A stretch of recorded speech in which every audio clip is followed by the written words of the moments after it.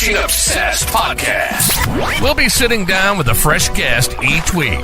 Someone who shares the same kayak fishing passion that runs through our veins. We're talking kayak anglers, kayak companies, lure experts. Heck, anyone who's got a story to tell about landing the big ones from a kayak.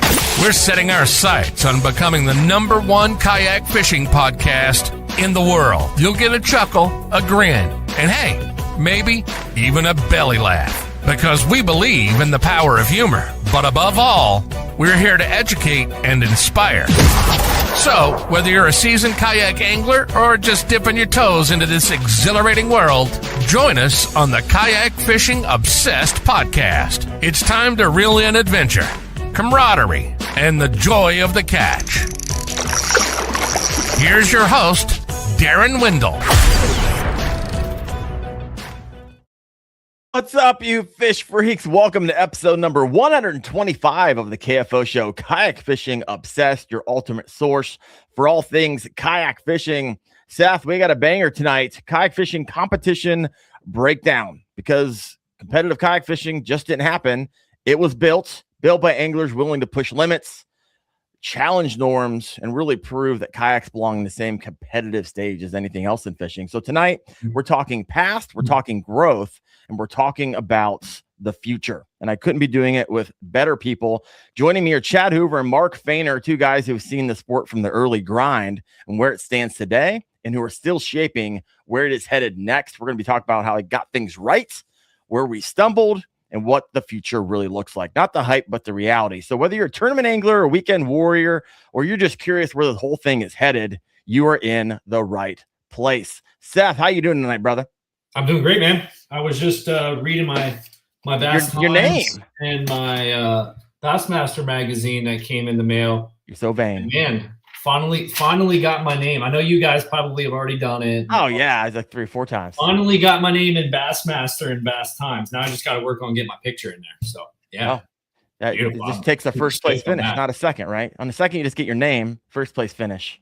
Yeah. You get your picture in there. You have to win. Yeah, you can't just be a participant. I'm part of a group. I'm part of a group text. You were sharing today. You put up a 25-pound bag, bro. I did yesterday in practice, right? The winner of practice. So that's always good. I left some out there for the weekend, but we got a cold front down here. It was like high of 60 today in South Florida. So what a coincidence. It might have moved my fish off their areas.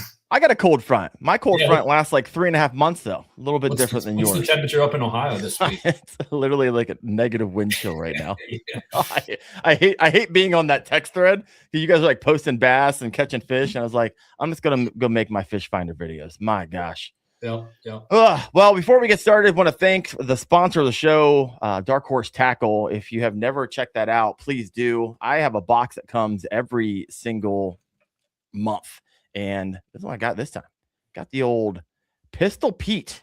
You ever hear this? No, it looks like a little from G-Rat Baits, 5.75 inch, 1.2 ounces. Got steel bearings, slow sinking. It's really just a jointed glide bait. So if you threw the Sneaky Pete, this is like a scaled down version of that. So this is like a $20 lure coming in a box. So I look forward to throwing that here in the spring. What's its name again, Darren? Pistol Pete 2.0. Okay. There we go. I like the size. Sticky. Cool. I know, right? It's like perfect. All right. Well, let's get this party started. Let's have our guest over here, Chad Hoover, Mark Fehner. Welcome to the show, guys. How you guys doing? I'm doing pretty good. Hey, listen, I did not know you were going to promote G-Rat. The folks over at G-Rat are really good friends of mine. UFC legend Clay Guida is actually a partner in that brand. That bait is actually fire. So go throw. Well, you couldn't throw it. You could just throw it up on the ice and drag it across the top. So send it to Seth or myself, and we'll go out there and show you what it looks like in the mouth of a big old bass. Seth, I got to say something to you, bro. We didn't plan this. This is my Pawpaw's favorite hat. Yeah. When he passed away, his wife said, "What do you want of your Pawpaws?" And I've got a picture of him fishing in front of the boat that inspired me to go fishing. This is his hat. I hang it on a wall in front of me, and it's got the same camo pattern as the one you're wearing right now. That is the Pawpaw hat. My son Austin will tell you that's the Pawpaw hat, and you're wearing Pawpaw hat today. So my dad used to wear that same type of camo too. Kind of choked me up a little bit when you showed up on the live stream and I was in the green room and you were wearing that hat. I was like, Yeah, so man. I had to go grab it to point that out. I love it. Hey, Mark, before we get started, everyone's probably looking at you over here, and if you're listening in, it says LIKBF. What is that real fast before I'm going to kick us off with a question out of the gate for Chad here in a second. Long Island Kayak Bass Fishing is just basically a chapter ambassador club to KBF that I am the tournament director of. Awesome. And also, you have a role within KBF as well. Yes. We haven't decided what his role is yet. You don't know what it is yet? We talked about this before. I'm going to say director of operations, but really he's like the director of operations, right-hand man, graphic artist, strategic planning and development. You guys do us a favor. Comment in the comment section below. What is Mark's title? He pretty much is the vice president of operations for kayak fishing, but Marty Hughes is the vice president of operations. So anyway, Mark is like the man when it comes to tournament, strategic planning. How do we move this thing forward? He's the guy that said we should do the greenhorn thing. He's the guy that said we should double payouts. He's the guy. He's pretty much been my finger on the pulse of what we really should do outside of what I think we should do. And you'll find out during this podcast, as rambling, he'll be like, dude, shut up. Let's move forward. He is the guy. He will be the guy this year that is your primary point of contact for all things KBF competition, so I can focus on getting my fat butt out there, creating content to satisfy the sponsors that fund this whole thing. So, heck yeah, I love it. Did I cover it? Did I cover it, Mark? Yeah, basically, we have an inside joke going on that if anybody who's seen the first Iron Man movie where she meets that like FBI guy, but he's got like this ridiculously long title, and she's like, "If we got to work on that." That's That's you. I love your crew too. When I call Mark, he answers the phone. KBF crisis hotline. How may I help you? So that'll tell you. That'll tell you. I love it, Mark. You got a great crew. I was able to hang out with you guys when I was down at Gunnersville. All you guys are awesome. So I love your club. Not a great crew, the best crew. All right, KBF is the best crew in the game, hands down. I believe it. Yeah. I believe it. Speaking of, in New York fashion, hang on a second, bear with me. I'm botching this. Yeah. No, it ain't opening. You want to open that for me? I had these, I don't know if you could see that. I had these shot glasses made in Canada. Michelle made them in 2021. Was it just me, or am I... It's not just me, right? Well, I was going to pour a shot and toast to 2026 to kick this thing off, but I'm having technical difficulties with a bottle. There we go. Everybody around the horn. Got to go. 2026. Yeah. Now, heading into 2026, let's review a little bit of 2025 because this past year has been really interesting. I've done a lot of podcasts on cheaters, so forth and so on. So, Chad, we had a brief conversation earlier today. You're like, you know what? I got something to say about this. I was like, cue me up for the cheater conversation, Daren. And Daren said, I got you, bro. What's the PSA? Here is my public service announcement. For those of you that didn't know what PSA stands for, to cheaters. I drove down to Mobile, Alabama a couple of weeks ago, and I met up with the folks at Fishing Chaos. We've already had a really good relationship, but we wanted to take it to the next level with things like Angler Track and some of these other things that allow us to really throw the gauntlet down and say, go ahead and try me. There's this thing in social media for people around Seth's age that wear brim hats like this that are flat called FAFO, which stands for F around and find out, right? So I want to say this. There's been a lot of cheaters that have come to light over the last 6 months to a year. And what's happened is, to a certain extent, it creates a big social media buzz, but then it goes away. Okay. It creates a little bit of flurry for everybody to make a video about, and then it goes away. And then the person kind of slides under the radar after that. Fortunately for us at KBF, they haven't been involved in KBF. But I want to say this. If you decide in 2026 or beyond that you want to try to cheat in a catch photo release tournament that I have invested my life savings in, that I've invested my entire livelihood in, I am going to make sure that you find out after you FA, because you have shown disregard for the other competitors because you stole from them. Let's stop playing the game of like, making foo-foo words like cheated and this misrepresented and all. You stole.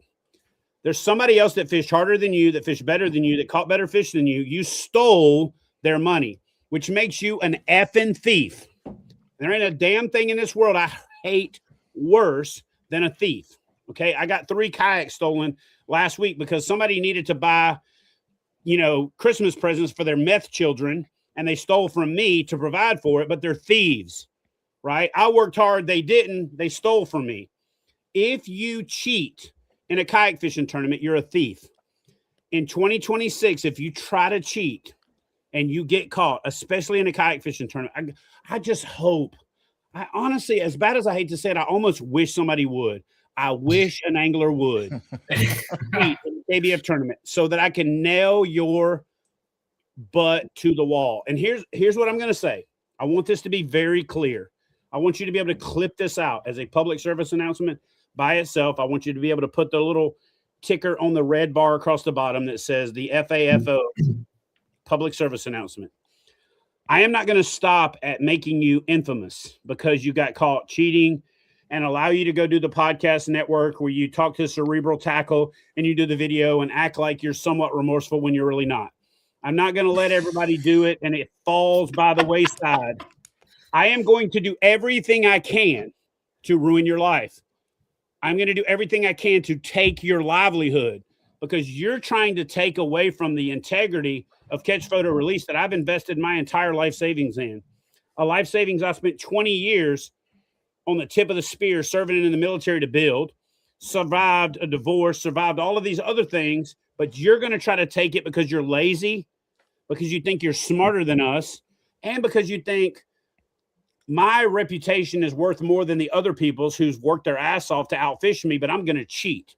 So I'm going to make sure that I contact your job, and I'm going to try to get you fired because I'm going to say, I don't know if you know this or not, but the piece of shit you have working for you is a cheater and a thief. So he's probably going to steal from you. I'm going to figure out how to find out who your wife or your life partner or your girlfriend is so that I can make sure they know you're a cheater. Because if you're cheating in a kayak fishing tournament, you're probably going to cheat on them too. I'm going to find out who your friends are and let them know you're a cheater. I'm going to do everything I can to make sure that you're as infamous as you probably can be. Because I watched the video of Mr. Jake Houseman, who was very smug in his, I would still be cheating if I didn't get caught. It's so easy in a kayak fishing tournament, but yet that bitch didn't try KBF. So bring it. Come on. We got something for you. Okay. The whole video release thing that we do would prevent the dumbassery of being able to use a cockpit cutout to cheat in a kayak fishing tournament. So I'm challenging the other kayak tournaments out there. Listen, guys, I've been doing this shit 30 years. Stop trying to reinvent the wheel. Let's create a unified series of rules so we don't have these gaps that jackasses can exploit to undermine the integrity of Catch Photo Release. I've worked too damn hard.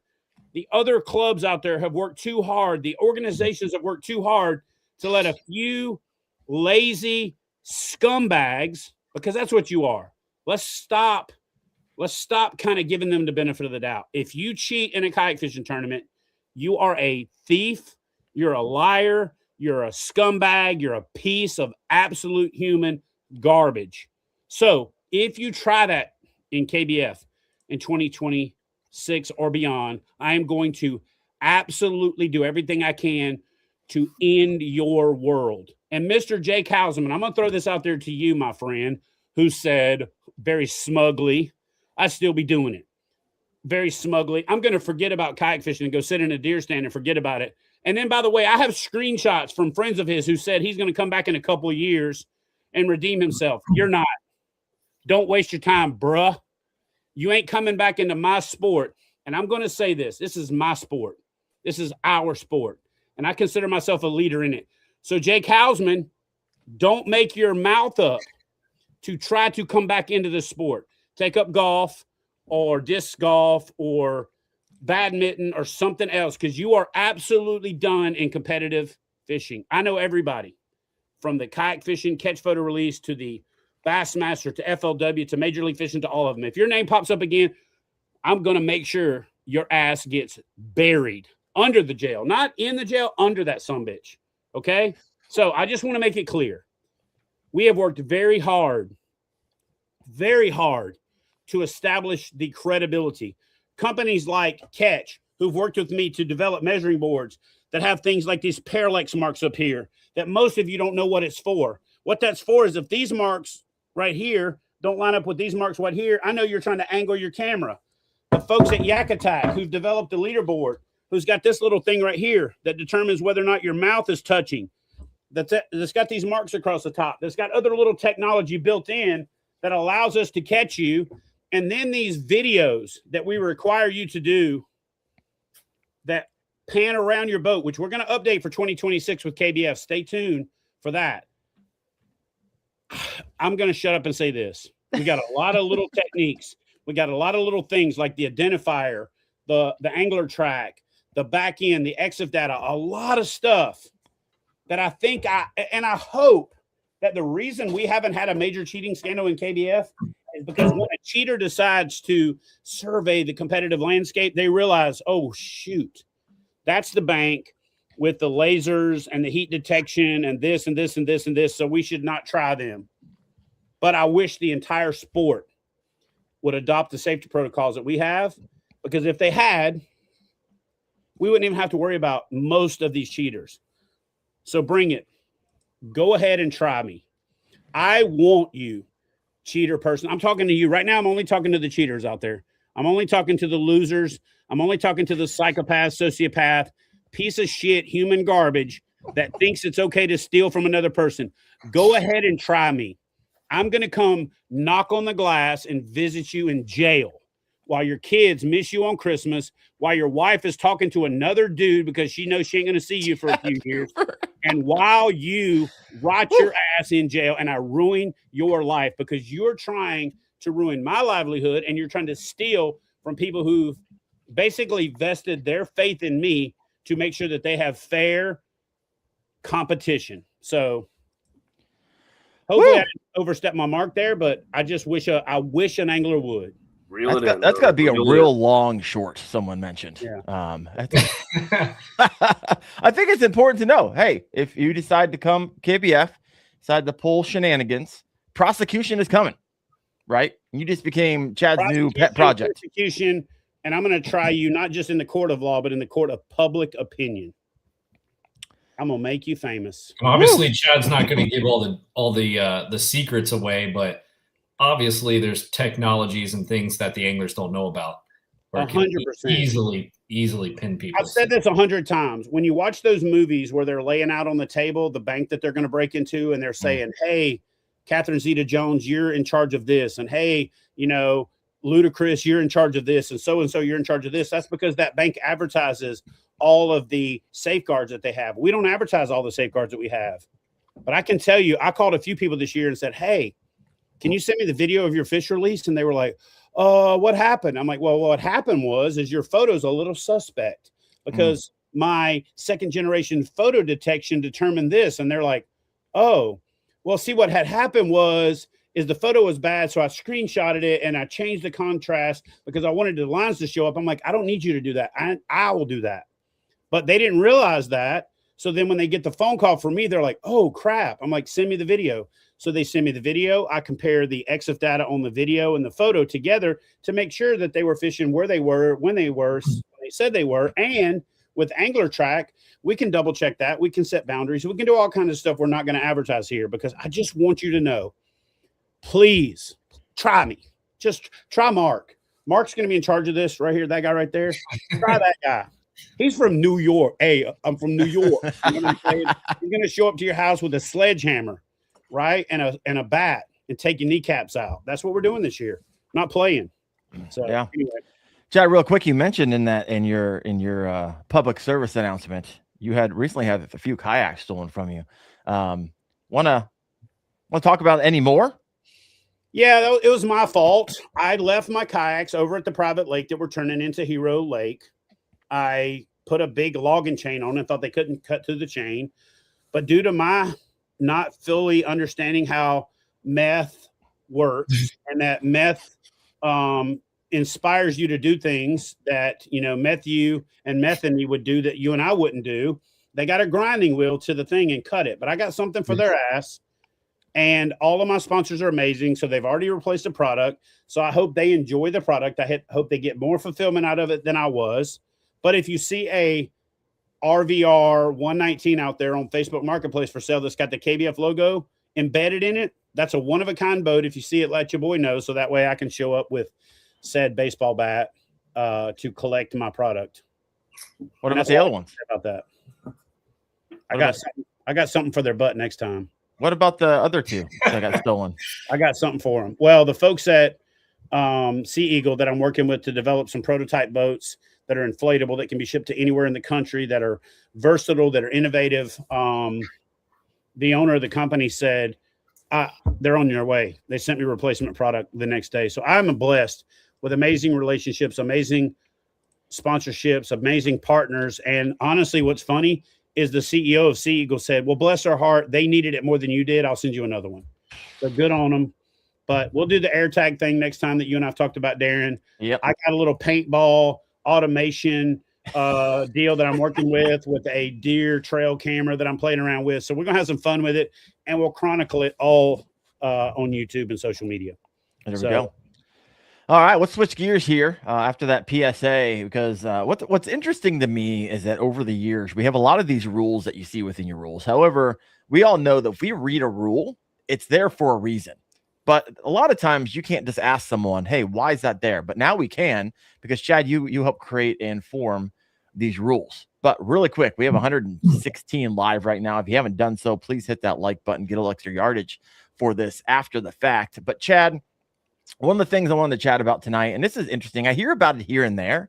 It's not like a big conversation topic, but I think it's fairly interesting, which is going to be drone usage at live events, because I've heard of individuals throwing up their drones during practice, and they're not like scouting fish, they're scouting anglers who win all the time, who are catching fish to see where they're fishing. So walk us through the evolution of drone usage at live events and the rules are revolving around it now. So about 3 years ago, when we first came up with the knucklehead concept, we had an angler, and it wasn't against the rules, so I didn't bash said person. But we found out they were going from ramp to ramp to ramp, just popping the drone up because they saw trucks with kayak trailers on them and figured, oh, well, there's a bunch of people fishing here. Let me pop up the drone and see where they're fishing. Again, kind of clever if you really think about it. Said angler didn't need to waste the time of getting on the water and actually putting in the time to learn the fishery themselves. They could drive from boat ramp to boat ramp, popping the drone up. Well, it just so happened we had a semi-famous angler who that person was following their wrap truck around. You guys can probably figure it out if you want to, but I'm not going to throw the name out there. Who said, dude, I have had a drone hover over me everywhere I've been fishing. So at the captain's meeting, I put out that drone usage is not permitted. If you actually read the KBF rules, it's written under the pre-fishing area under red writing that says you can't use it. And I cover it in said captain's meetings. In fact, I called Steve Owens back in June before our live stream that I and Steve did about the future of kayak fishing, and said, you might want to take a hard look at this drone thing because it's been a problem for us. Here's what I've done for live events. Steve put it out there and then was going to do the whole, you can't review the footage till after the fact. And then a lot of anglers pointed out, well, you can still see the viewfinder. So you're still gaining information. So Bassmaster came back and came more in line with what our rules are, which is no drone usage 7 days prior to the event until the end of the event, because it's not fair. It's silly. It's crazy. And there's no way to manage it. Right. So it'll turn into an absolute, free for all. If folks can just go to boat ramps and pop a drone up and fly it around looking for beds and looking for mud lines and looking for other anglers and looking for all of these things, which is all well and good if you're fishing for fun. It's all well and good if you're creating content. But if you're in a competition, it's called pre-fishing, not pre-flying. And that's all I got to say about that. At KBF, drones are not permitted 7 days prior to the event, during the event. If you're I'm a content creator and I like to shoot drones, show up early or stay late and shut the hell up. That's it. Real simple. Mark, do you have any issue with that? Or Seth, have you ever had an issue or have anybody flying around? Have you noticed it during pre-fishing in your tournaments? I've actually until the conversation me and Chad had this afternoon. I never even heard of this being really okay. Interesting. So. Yeah, I've had drones around. I don't really care though. Like, I mean, I understand that like not having it. Like, I could see how it could become a problem, I guess is what I'm saying. Me personally, I don't care, because if you're spending time like tracking down people where they're fishing, and like it means you're not on the water actually pre-fishing. But I could see how it could become a problem where people are just throwing up drones, running around, doing different stuff. But I've had drones around me, but I don't know if I don't know what they're doing. I don't know if it's people just getting footage or if they're anglers, or I don't know. Yeah, maybe it's B-roll. I don't know. Is we are trying to prevent it becoming a problem. Exactly. It was a little bit of a problem. We addressed it and said we're just not going to let it become a problem. That's one of the things we do. I think a little bit different as KBF is we're a little bit proactive, because we've been around long enough to see these things turn into a problem, so we can do what Barney Fife said on Andy Griffith: nip it in the bud. So we're nipping it in the bud. Yeah. We're not going to let it become a problem. It would become a problem. The only people that I think would have issues with it are like B-roll content creator type stuff. But like you said, you just got to stay till after the final day, and then you can get all the B-roll you want. That or day. Get there before pre-fishing. Or a week early, yeah, depending on what the situation is. So I don't think it's a huge deal at all to cut it, for sure. Not to mention, I mean, not to go, not my intent to go down this road, but technically, couldn't you as an individual be legally bound to not do that without my permission to video me? Not in public. Not in public. You're in public, so you're free. That's why we get videos of people that don't want to be filmed all the time. By the audit. Exactly. Yeah. I tell you what, I lose myself. Unfortunately, that's part of the reason we're doing is to say, listen, I know it's public, but you can't do it because it's per the rules of the event. So simple. Now, just let everyone know. I know there's a lot of questions over here. I am starring them, and Chad and I and Mark and Seth will get to those toward the end, but we got a lot to cover here. So really quick, Chad, let's switch gears again, and let's kind of go back to what I talked about a moment ago, which is going to be events and rules that I meant. So reason for the rules. So I can do one of two things. I know there's some that I actually see get asked and answered online all the time, right? Hand placement, and that's changed since I've been kayak fishing the last few years. ID cards, one that gets broken a lot. Open mouth gets broken a lot. However, there is a slew of rules, and I think it'd be fun because I just heard, I saw someone over here in the comments. They said, let me see here, see if I can find it really fast. Oh, I started. Oh shoot. Oh well. They're basically like, hey, I'm new to this. I'd love to get some walkthrough and rules and how not to do things. So one, read the rules, right? Because we're not going to go through every single one of them. And if you ever see Chad get wound up, it's really easy to wind Chad up and just watch him go. We did it at the beginning. If you want to get him really wound up, ask him about or argue about a rule that he already created and written down. My gosh, it's easy to get him wound up about that. So Chad, take it from here. I have the rules up on KBF, but you want to talk about the three main culprits first? All right. So what I'll do is I'll talk about the three biggest ones that over the years I've gotten pushback on, and the ones that other organizations didn't necessarily want to adopt until later on, and why we developed them. Okay. Yeah. So to do that, I'm going to start off by holding up a measuring board. Okay. So this is the catch measuring board. The catch measuring board solved the problem of flex with the original hog trough because it's aluminum. Yak Attack came around behind it after the, catch board and developed a board that, solved some of the problems that people had with the catch board. But they reached out to us as an organization and said, what things do we need to make sure that we have? So I'm going to talk about those. Okay. First and foremost, one of the big things is the mouth open. Well, the big reason that the mouth open rule came about is we had an angler early on that was actually grabbing the fish's mouth with this hand, grabbing the bottom jaw, putting his fingers on the top and popping the jaw out. What that would do is dislocate the jaw and give him an extra 1/4 of an inch to 1/2 inch to 3/4 of an inch, depending on how much he dislocated it. But what people didn't realize, and what we didn't realize initially, is it's not just giving him that 1/4 inch. It's not just giving him that 1/2 inch. It's just not giving him that 3/4 of an inch. It's giving him a whole nother fish. Because in many cases, that angler would catch a 19, take the jaw, pop it, put it on a lip gripper, film, fish for a couple of hours, pop that fish, and now that 19 is a 21 and a half. So for the most part, most of us are looking at the fish 19, 21 and a half. We're not even going to compare those fish, right? Because you dislocated the jaw, you extended it out.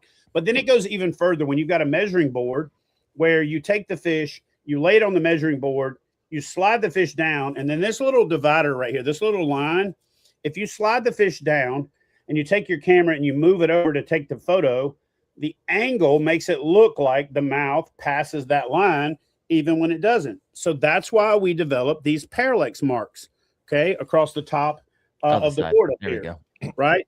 So these parallax marks allow us to look at the marks, and if you change the angle, it looks like they don't line up. And a lot of people complained early on like, oh, those marks don't line up. And we're like, yeah, they don't line up on purpose, because if you hold the camera over the fish and the mouth is over here and you try to move the camera away from it to get that angle to make the mouth look like it's hitting, we get a clue right here that these parallax marks are off. So when Yak Attack decided to develop the leaderboard, they reached out to me and I said, make sure you have parallax marks across the top. And then when I explained why, they actually came up with this concept, right? Which is this, hold on. Good Lord, Chad. This freaking thing right here, the measuring board or the reflective face. And I said, they said, hey, we can determine that if your fish is touching by the V, and if you move your hand away, there's a gap in it. I actually did that all along, because whether you know it or not, the catch board has a reflective fence. So it was doing that, right? Even when you didn't know it. So I always hated when anglers would put a sticker on there because it got rid of the glare. When I mentioned that to Luther from Yak Attack, he said, dude, there's IP involved. So he came up with the reflective fence. This year, KBF is partnering with Yak Attack. We're actually going to make a decal that will work on the catch boards as well, so that you can put that reflective fence on there so you can tell if the nose is touching, because when they come together, it makes a perfect V, but when they don't, there's a gap. I purposefully didn't want to allude to that because I wanted to see the person that was trying to cheat by sliding the fish down to make that next quarter inch and then taking the camera and moving it over.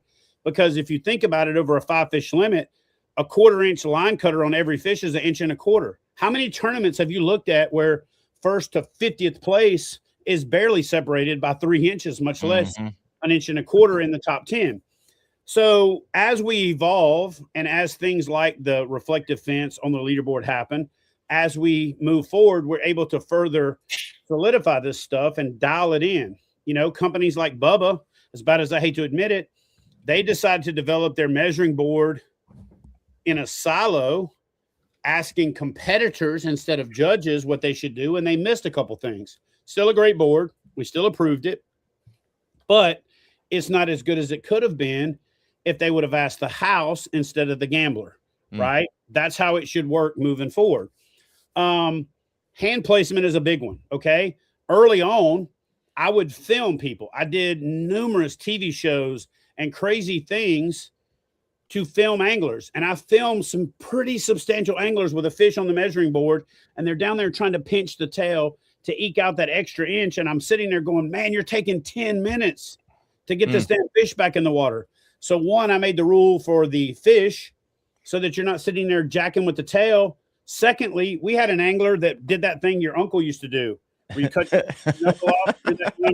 Got your nose. Where he cut a tail off and was palming it and holding the tail to where he could slide it down to get an extra 1/2 or 1/4 inch. If you think about it, over a 5-fish limit, that's a big deal. So these rules are actually written in blood, and they're written in money. So when you think, oh, I don't want to be so complicated and as anal as KBF is, you're opening the door back up for people to cheat the way that we've already fixed. So again, hand placement became a big deal. But the other big reason is straight up is I would see anglers sitting down there pinching the tail, and they're trying to pinch the tail, right? So here's the tail of the fish facing this way. So that means the head's that way. So they're sitting there jacking around with the tail, trying to get a 1/4 inch, and the fish jumps that way. So they're sitting there trying to get a line cutter to go from 22 1/4 to 22 1/2, and they lose 22 inches. So I see this happen so many times, and I field so many phone calls that I say, you know what? I'm going to make it to where your hand has to be on the fish in the center mass instead of on top of the fish trying to sit there and pinch the tail. So I protect the anglers from themselves. But in the spirit of consolidating the rules with other organizations, with KAS and Bassmaster and Toby and all the other series out there, I conceded and said, you know what? If the angler wants to jack around and screw themselves out of a fish because they want to pinch the tail, by all means, go ahead. But we just want to make sure that you can still see every bit of the tail past the caudal peduncle. So we've evolved. So I'm actually putting my money where my mouth is and moving back towards some of the other organizations, even though I know deep down inside that it's better for the angler to not jack with the tail so that you don't have the fish jump off the board. So anyway, that's the open mouth thing, because again, you could move the fish away from the board. And if the mouth opens up, you know, you can 100% confirm it's not touching. Well, with the reflection, with the improvements in the measuring boards, we can play that game now, and we can kind of relax that rule. So one of the things we're doing is that on the end of the fish's mouth is the lips. This little line right here down the side is the mouth. So when that starts to separate, we know it's an open mouth. If just the tip of the lips is open, that's open lips. So we're going to clarify that in the rules. We're going to clarify that in this video. But just because a fish has got a little opening in the tip of its lip does not mean it's an open mouth. When the mouth starts to open here in this gap where you're trying to extend the bottom jaw out to get the fish to hit the next line, that's where you're gaining a competitive advantage. And that's the difference that KBF is kind of zeroing in on. The ID card. Here's the ID card is two things. One, it proves you read the damn rules, even though 99% of people say they read the rules and they don't. But more importantly, there's a couple of scalars in the ID card that we're teaching AI and we're teaching the tournament management system to read. So we can compare the size of the octagon in the center of the new logo. We can compare the sizes of the boxes. We can compare the corner to corner measurements to say, based on this parallax with the measurements on the measuring board, grabbing 1 inch and using a pixel counter, we can determine if you've modified your measuring board, if you're trying to manipulate the system, or if you've messed around with your photo. So that is the other reason that we require the mandatory ID card from KBF. And we've gotten away from placing our sponsors on it, more to placing a better code system, a better measurement system, so that it is a scalar built into the photo that we can use to say, based on this parallax, we can figure out if you've tried to manipulate the size of the fish or the size of the board, if that makes sense. It does. It does. Seth, Mark, any questions for Chad? Or if there's been a lot of comments over in the comment section, anything that were like, hey, I want to address that. There's a couple comments that I saw that were, just people going that they can't believe that people will do what they do for a couple $100 or, let me tell you, it doesn't matter what the dollar amount is. When money is on the line, people, the shitty people, will do whatever it takes. It's amazing what people will do when money is on the line. It's not even the money. It's this. Brian. It's hardware.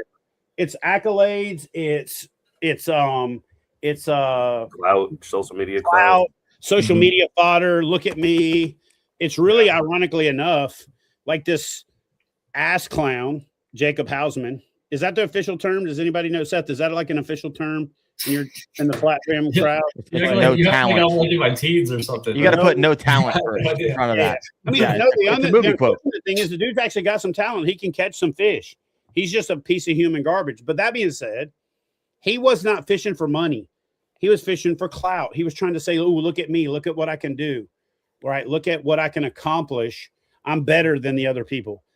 Yeah. But what's crazy is, how do you reconcile that you're better when you know you cheated? It just doesn't make any sense to me. Yeah. Well, your son nailed it when he said stunt fishing. Yeah. 100%. I mean, I've heard stories and people changing the shirt, changing their hat, taking lures out, putting new lures in, taking photos. That's not about money. Yeah, it's about clout. He was doing that for sure. But I wanted to say this: if there's anyone that's on here that's relatively new to kayak fishing and tournament fishing, all the things that Chad's talking about is like the background of why some of the rules are the way they are. It's not that complicated if you do things correctly. Like it may sound complicated when you're reading the rules, but when you're taking a picture of your fish and recording it and releasing it, it's not a complicated process. Super simple.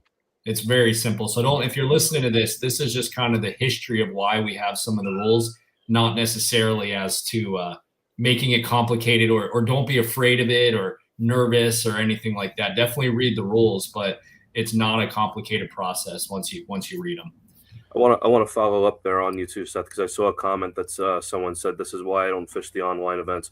I know that we've kind of talked a lot about it, which seems like this is being magnified, that it happens a lot. It really doesn't happen a lot. It's just happened enough over the past decade, and why rules have been adjusted to accommodate. This isn't something that happens every year or in every organization.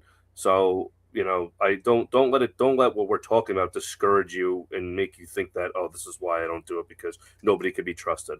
There might be some that get away with it now, but it's going to catch up. And Chad's going to find you. Chad's going to find you. It's about deterrence. One other thing. It is super simple. KBF's onlines are safer than most people's live events, because just because it's a live event doesn't mean that a person can't be sitting at home cheating. Look at what happened with the guy that took the 26-inch photo and put his hand over the top. And if he didn't suck at Photoshop, nobody would have ever caught him. But that being said, it is very simple. And I want to make sure I clarify this. I am not doing this for the cheaters. I am working my ass off, even converting my brain a little bit to try to think like a cheater, to protect the person that's investing their time, their effort, their energy, their money into actually competing. So I know a lot of times we give the focus to the cheater. The focus is not on the cheater. The focus is on preserving a level playing field and the integrity of the sport for the people who are not cheating. I love it. And a lot of people get banks that. Banks don't need security and all that stuff for the people that are depositing their money and going home and that are honest. They need their security for the people that are coming in trying to steal somebody else's money. Yeah. No, and you got that a lot of after Hausman. Everyone's like gotten on, hey, we just we don't need to focus on it. We do need to focus. And need to let everyone know, hey, we're working toward it. There's always going to be cheaters, and there's organizations, there's people out there who are working towards making this a level playing field. Like you said, Chad, that's important to know as well. I hate the fact that we're learning the hard lessons over and over again, or we're experiencing things that were easily prevented. The Jake Hausman thing was easily prevented by everybody adopting a catch, photo, record, release concept. Record a video of the release so that we have it if we need it. Because if he knew he had to record a release and there was a chance that he would have panned off of that cockpit cut out on the deck of his boat, he never would have tried it. So, Again, we've been doing that 5 years at KBF. So it's a rule, it's a requirement, and that's why they don't try it in KBF. I'm hoping that a cyber hacker tries to come in and make the system prove that they can cheat it, because then we'll learn from it and we'll improve it, but you'll have to be at that level because the basic stuff is pretty well covered. But it sucks that we have to learn the same hard lessons over and over and over. I love it. 150 live right now. So if you haven't done so, please hit the like button. That's pretty exciting. We're going to switch gears a little bit, Chad. I'm going to walk over to the rules. Now, we're not going to walk through all the rules. Well, I'll let you walk through what you want to walk through. So let me go and share the screen and tell me a lot of times what you end up getting. Because I know that people give you you make phone calls all the time for people who broken the rules. And I'm sure all those conversations are a lot of fun to have. So usually walk me through how it goes, and then start walking through a lot of these rules and why they're here. Like, what would you do in a captain's meeting? What generally happens is somebody assumes. And I spent 20 years in the military, and we had this saying, assume stands for ass out of you and me, right? That's what it stands for. Mm-hmm. So when you assume you know the rules because you've read them in the past, or you fished another organization, so you assume their rules are the same, you just don't read. So what we're going to encourage you to do is read the rules. And Daren, I'm going to basically say, no, let's go through all of the rules and let's walk through them, because that's what the purpose of this video is. So what we're going to do is we're going to link the video up to that red button. This video right here is going to be linked up to that red button right there, so folks can go back and watch it. We will do event-specific captain's meetings for the individual events, but I'm going to defer to this gentleman down here to say, in the future, you're going to be calling him because he's the new KBF Director of Operations. He's a little less, we'll call it, passionate than me. Not that he's less passionate, but you know what I mean? He's not as... very well, do you? What's the word? not passionate. He's not as big of an asshole as I am. How about that? We'll just play the game. He's not as jaded as I am, so he's a better person to give you the benefit of the doubt. I'm at the point now where I'm so short with people who don't read the rules and cheat that we need a breath of fresh air. And Mark runs one of the best, if not the best club in the country, and he's got a better temperament for it than me, right? So Mark is going to be that point of contact moving forward. So he and I have gone back and forth over these rules. He's read and reread and reread the rules to the point that he's got this stuff committed to memory. We've got a few notes at the top. Here's one of the things that we do at KBF that I think makes the rules very easy. If you scroll up a little bit, Daren, you'll see that there is a table of contents, and the table of contents is actually hypertext linked to each section. So when somebody calls me and go, hey man, I can't seem to find the rule on this, I'm like, I don't understand what you're talking about, because it's in the table of contents as, hey man, I can't seem to find the rule on competition area. Where am I allowed to compete? I can't seem to find the rule on acceptable watercraft. I mean, here's what I did, guys. I took the rules this year in the off season and copied them and pasted them into ChatGPT and said, convert this language into a 3rd grade reading level. So that way it works in Arkansas, Alabama, Mississippi, Texas, and Central Ohio. Oh, come on. And I reposted it Northeast Ohio, so I'm good. So that it's super simple.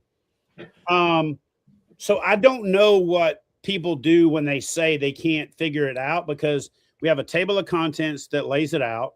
We have very simple, plain language rules, and we have notes to clarify where every rule is. And Mark had a great idea a couple of months ago where we created this video button to where now we can even do a video explaining some of the things that people have had questions with or for, so that they can click on that button and watch my fat ass explain to them how it works, because they're either too lazy to read or just don't have, you know, that 3rd grade level of reading comprehension. And weren't you born in Louisiana, by the way? Kara was saying. I know admit Thank you, Kara. on purpose because I'm from there, but yeah, I'll throw Louisiana back in there. So anyway, but yeah, we've got a table of contents. It's pretty straightforward. So Daren, if you'll just read off the table of contents, I'll let you know if there's anything I can think of that we need to delve into. But for the most part, it's pretty straightforward. So how about we just do this? You read off the topic on the table of contents, and I'll let you know if it needs to be expounded upon. This is great because not everyone's live, so they're just listening in here. So number 1, participation and eligibility. It's pretty straightforward. I don't think we need to get into this. If I need to explain to you about participation and eligibility, you probably aren't smart enough to fish in a kayak bass fishing tournament. You need to take up golf or pickleball or high five competitions or something along those effects. You know, I just really don't think that one. Mark, can you think of anything in that category that really needs age? Is age? I get age a lot. It's all covered. It's literally simple, and it can't be written in any other color of crayon. If you are curious, that you are eligible to participate, all you have to do is go to this page and click that link and read. It tells you exactly what you need to know. Thank you. I love it. Fish eligibility. Straightforward. It's covered in that event or in that tab, tells you what the fish are eligible. And each event under the event specific details tells you if there's any exceptions. Straightforward. It's not super long. It's A, B, C, D. No, you got this kind of bullet listed out. Yeah, it's bullet. Right? Yeah. Competition period. Yeah, straightforward. Tells you what the competition period is. Tells you how it works, how the rules work in conjunction with the event-specific details and the captain's meeting from that event-specific captain's meeting. It's really about as straightforward as it can be. So when I read these off, I want you to share with me the things in the past that people have been confused about. Pre-fishing. Pre-fishing, the biggest one we've had in the past is people going out and pre-fishing from non-acceptable watercraft, running around from spot to spot to spot in a bass boat, creating a competitive disadvantage for the folks that don't have a boat. So we implemented a 14-day rule and a 7-day rule that's very clearly written out. It's in bold, it's in color for what the rules are. So competition period, the only problem we've ever had is we tried to play the game of an off limits period. Yeah. Those are covered specifically under the event specific rules. If we have one, for the most part, we don't have those because we're kayak fishing after all. We don't need to get that complicated. So it's pretty straightforward and it's pretty simple. And because you've popped it up on there, honestly, everything that's ever been overlooked, we changed it to bright red. So that way it sticks out like a diamond in a builder's ass, and it makes it even easier to read. Okay. So let's move on to the next one. Competition area. This is pretty robust compared to your other sections. Yep. And a lot of red. So walk me through. It's pretty straightforward, man. Anything we've ever had an issue with, we've defined it. You know, some of the questions are, can I fish on a military base? Mm-hmm. Okay. Did you read the rules? Yes, I read the rules. Oh, no, you couldn't have read the rules, because in the rules, it very specifically says if the military base allows the public to fish there, whether they've got to sign in or get a pass or whatever, then that is permitted. However, it's not permitted if you have to be military, DOD, or Department of, the military civilian, and it's restricted access. For the most part, the rule is simple. If it's restricted access, you can't fish there for competition. If it's open access to everybody, you can't fish there. The one we completely got rid of, the one that we drew a hard line in the sand on, is these community ponds and POA ponds, because we constantly go back and forth. Well, my buddy is the director of the HOA, and he said I can fish there, so therefore I can fish there. And then you're going and fishing this pond nobody else can fish in. So if it's a community pond, an HOA, which stands for Homeowners Association, or POA, which is Property Owners Association, those are 100% prohibited from KBF competition. Can you go fishing for fun? Absolutely. Can you go catch fish and put them on your YouTube channel? Absolutely. Can you enter them in a KBF competition? Absolutely not. Yeah, that's a good one, because I have a pond in my backyard that I stock giants, and there's 10s in there. So you should definitely not allow you cannot fish community HOA or POA ponds at all. And it's very well written out and pretty freaking clear. However, keep it quite simple. It's you go to a place and you want to fish there. Ask yourself this question: can anyone and anybody from any part of the country come here and just fish? Yes, then you can fish it. Simple. However, if you want to catch your giant, go figure out where Seth lives and go fish in his backyard, because there's some giants back there. And I will be posting up Seth's address on OnlyFans for $5.99, and you can subscribe to get it for free. No, these people on here are watching OnlyFans. There's no OnlyFans people. Just go ahead, dox me. Dox me, Chad. Here's what our posture is going to be for this year, both myself and Mark, for the most part. If you have to ask me if you can fish there, you can't.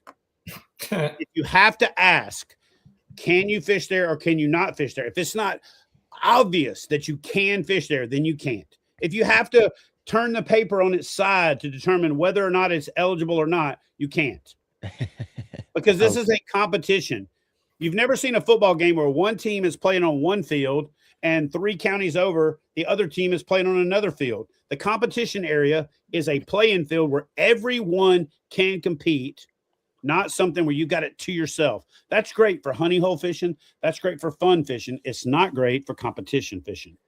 So if you text me this year to ask me, hey, man, I sent you a drop pin to this lake. Can I fish it? My answer is going to be no.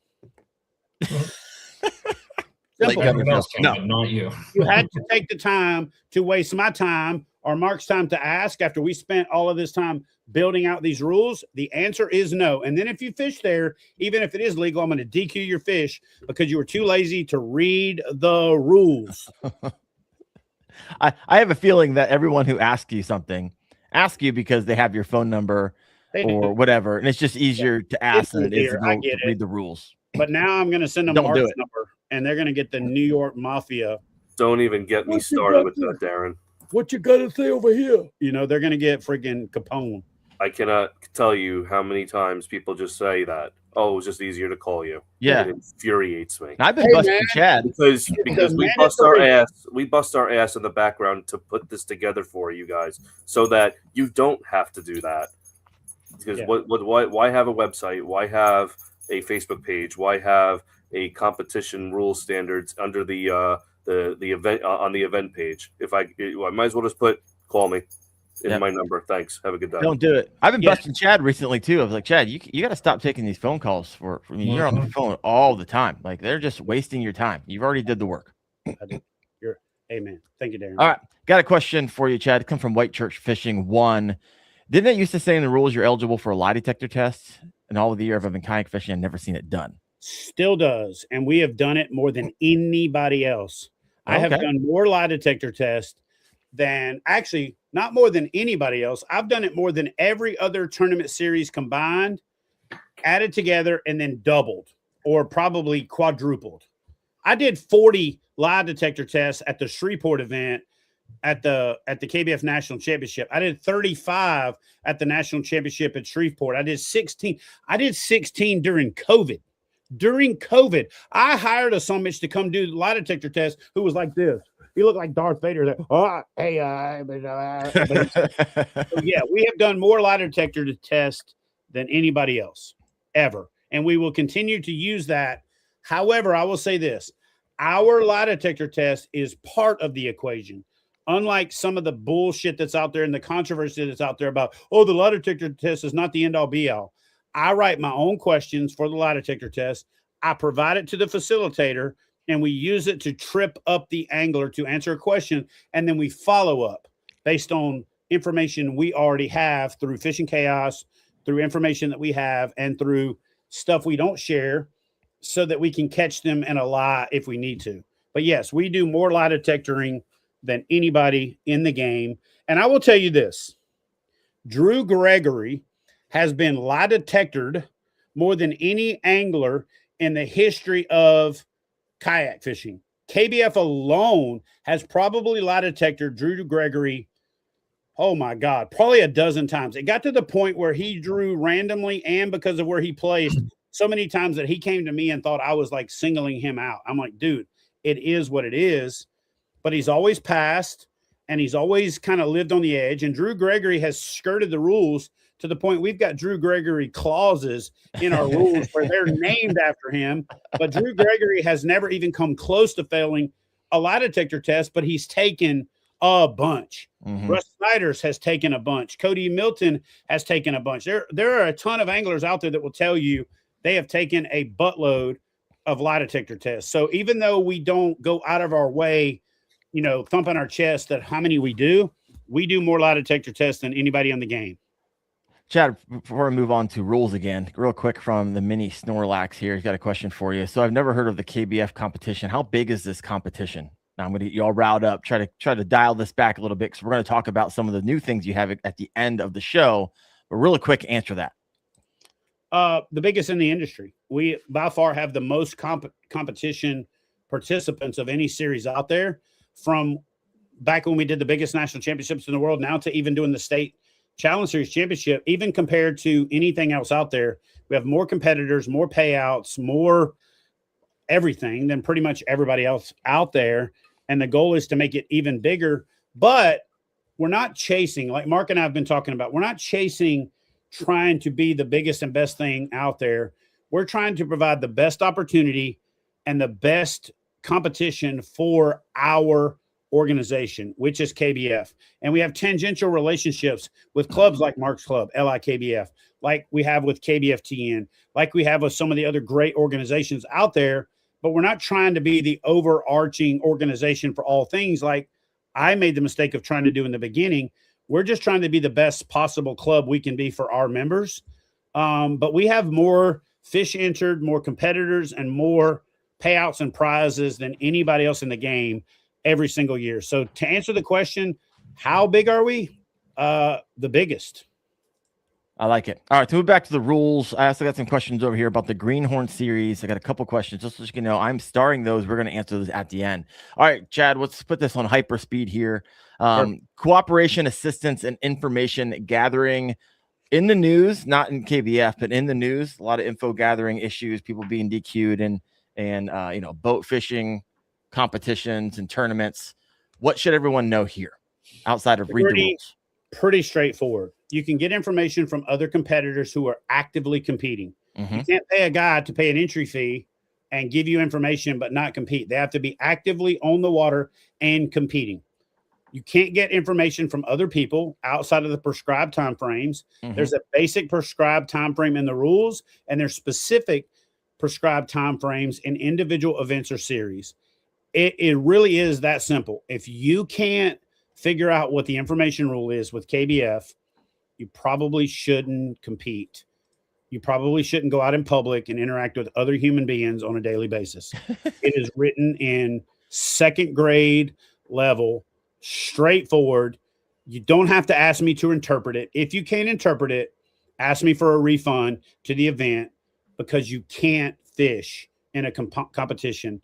Because if you can't read our competition rules and determine what it means, I hate to say it this way, and I hope Mark agrees with me, you're just not smart enough to fish in a kayak fishing tournament. And I hate to say it that way, but realistically, guys, at some point, we have to say, call a spade, and literally raise the bar of competition to the point that you can't act like a half a moron and pretend like you don't know what you're talking about. Read the rules. If you read that rule and you can't interpret it, I got some bad news for you. You're not. All right. Let's keep on moving. All right, cool. Fishing tackle equipment, methods, and measuring boards. Now, obviously, read the rules. Obviously, it's written in third grade English. But for someone who's new, Chad, summarize. And we'll keep on cruising through these. Pretty much, if it's legal in the state you're fishing in, it's legal in KBF. You can troll, but you can't troll with 6 and 7 and 8 rods. You can troll, but you can't trawl. You can't have 8 rods. You can have 1. Okay? You can't troll and have 1 in your hand. So you can't drag a lure around hoping to luck into catching a fish. You can troll if that's your technique, but you can't be trolling and doing something else. And for the most part, it's pretty straightforward. 1 rod, 1 reel, 1 line, 1 lure. Catch a fish. All of the possible scenarios you could face are very specifically outlined in the rules. Follow the state law. Follow the KBF rules. You really can't go wrong. Mark, can you think of anything outside of what I just said that applies when it comes to techniques? This is where it can be confusing if you run and do multiple tournaments, right? Because if you do the Kayak Adventure Series, it's different. Okay, again, right? I'm not trying to solve the world for Kayak Adventure Series. No, I get it. I'm just saying if you do both, and say read the rules for the specific series. But with KBF, to rein it in, to make it super simple, state law, very specific event-specific exceptions on a case-by-case basis, no live bait, artificial lures only, 1 rod, 1 reel, 1 lure, 1 line, Alabama rigs where they're legal, Alabama rigs illegal where they're not. I get this question all the time. Hey, man, over here where I'm from, you can't allow an Alabama rig. Does KBF allow it? No. Whatever your law is, you can't break it. Come on, man. I love it. Yeah, it's key to realize that tournaments are going to run different rules. And so just because it's one way on one, don't assume it's one way on the other. All right, moving on. When it comes to laws and tackle and permitted tackle and all that, I just say defer to the state law. It's pretty simple. I like it. Moving on. Acceptable watercraft and propulsion. Yeah, pretty straightforward. Under 17 feet, under 44 inches, under the specific guidelines outlined under acceptable watercraft. When you call me and say, hey, I can't find out what my boat's, whether it's accepted or not, I'm like, it's not. They go like, well, you don't even know what boat I'm talking about. I'm like, I just realized you can't go to the rules and read acceptable watercraft, so therefore you're just not smart enough to fish in a KBF tournament. You bought a dumb boat here because you're a dumb person. I hate to say it that way, but we're getting to the point with this. It's gotten so ridiculous. Hey, can I fish in my 17-foot John boat? Because it's pretty well just like my buddy's kayak. Nick, no, read the rules. It's in the rules. It's laid out in the rules. If you want your watercraft to be accepted, you can submit it, and if it's accepted, it'll be listed under accepted watercraft. If it's not, and it doesn't meet the criteria that we've established, it's not accepted. There you go. No sailboats, no John boats, no rowboats, no dinghies, no skiffs. Guy asked me the other day if he could fish off of one of them lily pad things. I was like, yes, you can absolutely fish off of that. You just cannot submit any fish you catch from it in a KBF. I got a quick question. Go ahead, Mark. I'm sorry. The only one that I see that could be controversial there is the sailboat one. And the reason I say that is because if you buy a Hobie, it comes with a sail mast. But it's not a sailboat. It's a kayak you're sailing. To me, if it's sold and marketed as, which we cover in the rules, a sailboat, you can't fish from that. Right. Because you're not meeting anyone in a sailboat anyway. You might as well just donate your money. Yeah. I probably should allow people to fish. Then Please. maybe we could get Sperry Topsider in as a sponsor. You own the Sperry's. I know you do. I love it. All right, let's keep on moving on. Photo standards, release video requirements. Obviously, pretty simple. Read the rules, standard, but summarize it for those who maybe have never read the rules. The release video, you got to catch a fish on a measuring board, facing left, belly towards you, hand in the acceptable zone under Rule 9, not in the unacceptable zone under Rule 9. And you have to have the photo positioned per the table, per the rules, with really simple guidelines. Okay. Other than that, you can't do stupid stuff. You can't play around and try to cheat the rules. You can't cover up the eye. You can't cover up the mouth. You can't cover up the tail. It really is pretty straightforward. And what I've gone to is when people get their fish DQ'd for hand placement, I call them and say, all right, tell me in the rules where I can allow your fish. And they can't. So if you read the rules and your hand placement, and honestly, I'm going to defer to Mark on this one. Mark said no touch versus no cover is the confusing area. So we got away from no touch zone because we had people that would touch the fish in one spot, but their hand was covering the other part, but we couldn't tell 100% where they were touching the fish. So now we have a no cover zone. So if you have your hand in the photo and you angle the photo and you take the picture, well, my hand's not touching that part. Well, we can't tell that. We can only see what we see, and you're covering it, and you're covering it in the photo. And the photo requirements say that the photo is taken as vertically over the fish as you possibly can. And had you put your hand in the right place, you wouldn't have to worry about it. So it's pretty straightforward, honestly. We don't overcomplicate it. Mark, you got anything to add to that? Nope, that pretty much covers it. You know, and Mark created that graphic to make it even simpler. He made that graphic in like kindergarten. We had a graphic before that I thought was super clean and super easy and super smart. Mark's like, hold on, let me write this in like West Virginia, and he did. to be clear, I took an original graphic someone made you and just cleaned it up and reiterated it. But the one common thing I want to jump on with is the video release. On the most probably common question nowadays is, how long do I have to keep my video release? How long do I have to upload it? Or I don't compete in KBF tournaments anymore because I have to do a video release. It's literally 10 seconds at most. You got your phone out anyways. You have your phone literally like this, taking the picture, capture, switch to video. Okay, yeah. Today's tweet. I'm fishing this tournament. 15-inch fish. Boom. Back in the water. Done. It's over. Here's the video button. Here's the photo button. You literally just swipe a quarter of an inch and hit the button. And you don't even have to swipe. If you got an iPhone, you just hold the photo button and it records. Bro, I don't even make it that complicated, Seth. You're going to really, you're going to blow some people's minds. People out there that say, I'm not fishing KBF because I don't want to do a video. Cool. We don't want you fishing either. Because the people that complain, here's what I've learned. The amount that somebody complains about the rules is inversely proportionate to how likely they are to win and how likely they are to cheat. Now, I'm going to go back to Mr. House.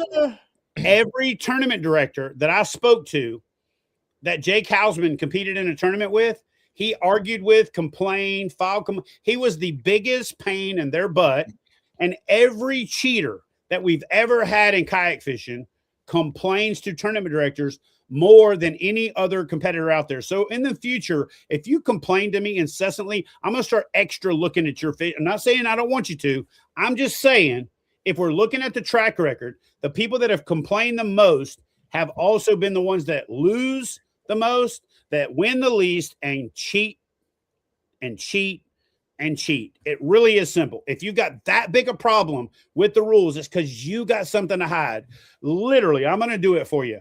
Hey guys, here's my 17.5-inch fish in the KBF January State Challenge. I'm going to use this remote as my fish. I'm picking the fish up. I'm putting it in the water. It swam away safe. Back to my measuring board. Done.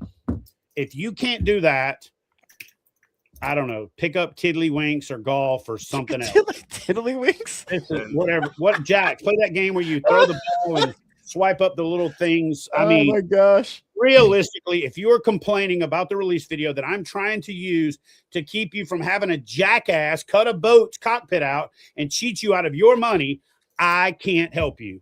My goal is to protect you from the jackasses out there that are trying to cheat. Take a video of the fish. Take a video of yourself. Guess what I'm going to do this year? I'm going to have you pan back to yourself to show the PFD. You know why? Because I have 1,000 challenges every year. Hey, Billy Bob's not wearing his PFD. Why do you say that? Oh, I can't see it in the photo. How the hell can you see it in the photo? He's taking a picture like this. But they're challenging it for the sake of challenging it. And I'm going to say this. The other reason that I'm super anal about the things that we do is because when you get good and you start winning, invariably somebody's going to accuse you of cheating. So our goal is to be able to have the data to say, nah, bro's not cheating. We got videos, we got timestamps, we got everything of every fish he's ever caught. And your statement that he's catching them out of bounds is actually baseless. So stop. And 2 times this year in 2025, we had investigations launched by other clubs who, without the KBF data that we had, would have declared someone a cheater. And we were able to preserve their reputation, preserve their integrity, and preserve what they've done to build themselves up in the sport, because the other organization would have basically said, we don't have enough to prove he didn't cheat, so therefore we're going to call him a cheater. My job is to be able to protect you if someone else decides to call you a cheater. And I'm going to work as hard, if you're not a cheater, to make sure I protect your integrity as if I do if you are a cheater, to send your ass to jail. I like it. Let's keep on moving on. We've got some more rules here, Chad. Thank you for walking through those. Scoring. Anything here? Pretty straightforward. Again. Yeah, I know. You keep on saying pretty straightforward. However, answer it in the way, because a lot of people in the chat over here is like, hey, I'm new to this, right? That's the reason they're on here, because give me a summary. It is a breakdown of how the fish is scored for the event. Mm-hmm. That's as basic as you could answer that. It is literally every way that it could be scored, denied, challenged, adjusted because there was something wrong. So as you see, it says, like, the first one says blurry photo, unclear, scored at highest mark that it could be seen. Mm-hmm. Pretty I'll make it simple for you. We're going to give you the benefit of the doubt to the maximum extent we possibly can. So if the photo's blurry, but it's clear enough that we can make it out, we're going to give you the benefit of the doubt. Yep. The things you really run into are, if you cover a no-touch zone, we can't help you because you've covered what we now call a no-cover zone. Okay? You've tried to cover an area that has been historically covered for the purpose of manipulating a fish. Yep. So therefore, you don't meet the standard for that fish to be accepted.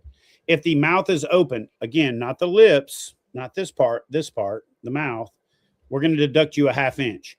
The reason we do that is we want you to not try to get an extra 1/2 inch by opening the mouth, because we take the 1/2 inch back from you if you happen to make the next line. So if you try to open the mouth to get the next 1/4 inch and the penalty's double that, you're not going to try it. So we have a 1/2 inch deduction. And then we have a couple of things like tail lifted off and bad identifier and bad, other things that will result in the fish itself being completely denied. It's about as straightforward as we can make it. We've actually cleaned it up substantially over the course of the last 18 months. And it's now in very straightforward bulletproof, text that says, these are the ways your fish can get approved. Here's the things that prevents us from approving it. Again, we don't want to deny fish. We don't want to DQ anglers. I want you to read the rules differently. This is not what we're going to look for to deny your fish. These are the things that prevent us from approving it.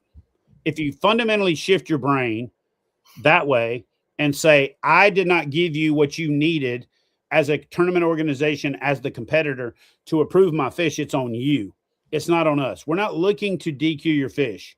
But if you don't give us everything we can to approve it, then we can't. So it's on you. Here's an interesting question. Just I'm getting it a little bit from those who are commenting right now. Have you ever had anybody have like the protest abuse penalty? Yes. 100%.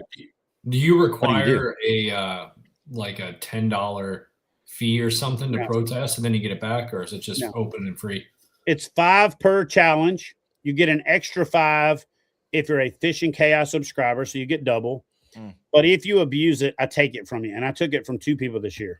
Okay. I just go in. There's a little swiper on the back end that I swipe left and say, "This person can no longer challenge." Sorry. It's just they're just challenging everything. They're just challenging everything. Yep. Hopefully something sticks. Shotgun approach. They're contrary to their buddy. They're challenging a guy that's ahead of them, not because he's actually done something wrong, but simply because he's one place ahead of me in the tournament. So I want to challenge it to waste your time as a tournament organization to go double, triple, quadruple check a fish you've already judged. You know, so I just take the mission. Penalties. Anything in that section, or people get stuck up on? There's nothing in red. You lose a half inch for an open mouth, you lose the whole fish because you didn't give me what I needed to approve your fish, like we just covered. Pretty straightforward.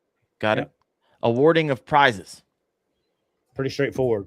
It's covered under the awarding of prizes and payout section. I will say this, and I got to take my hat off to Mr. Fehner right down here. He actually pitched me on doubling the payouts this year. I said, dude, we're going to reduce the amount for the upper end. Isn't that going to affect us? He created models for both, walked me through it, and I was like, damn, it's really not that much different for the top 3 or 4 people, but we're paying out double. So we're literally paying out 20% instead of 10%, which incentivizes more people to fish. It gives a return on investment for more people. So giving credit where credit's due, I was actually against it. Mr. Fehner down there took the time to map it out to show me, instead of me perceiving that it was a bad idea, we looked at it and we're like, oh, that's a really good idea. So we're paying out 20% of every series instead of 10%, which we've done historically. All right. I like it. I'm gonna lump some of these together. Taxes, sale of prizes, safety. Anything you want to touch on there? Taxes, sale of prizes, pretty straightforward. We do 1099s. That's why we require you to put a W-9 together. We're a business. We have to run this thing correctly. Sale of prizes is simply to protect our sponsors. If a sponsor provides product and the next day all the product's up for sale on the website, they're going to stop providing product.